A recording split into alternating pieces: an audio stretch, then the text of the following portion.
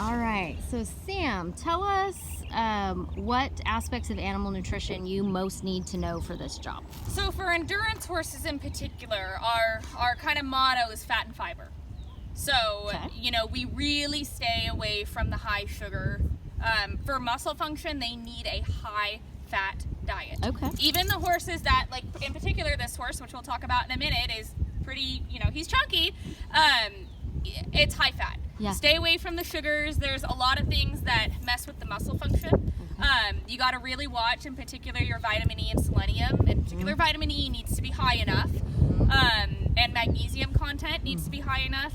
And I kind of had to learn that the hard way. Everyone wants to feed a ton of grain. This fortified grain, it looks great, everything sounds great, and you end up with a ton of what we call metabolic problems. Okay. That can go into tying up, which is a big disaster. Okay. And what is that? So that's a whole nother ball game. Basically, they cramp up. The gist of it is they cramp up really, really bad, and their kidneys basically eat the proteins, I guess would be the correct way to say it, and they'll start peeing brown or sometimes even blood. Oh, yes.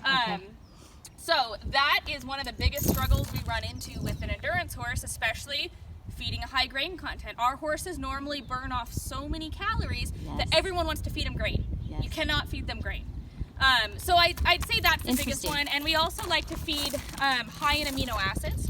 I use a supplement called Platinum Performance, which is a very good amino acid supplement. Perfect. That seems to help a lot. Yep. So just basically getting your bases covered and understanding that working horses basically need vitamin E, some selenium, which you got to watch because that can be toxic if you go crazy on it. Correct. Magnesium. What type of magnesium are you feeding? I like to feed magnesium malate. I feel like it is better absorbed by the horses. Okay. And it lasts longer in their hindgut. Got it.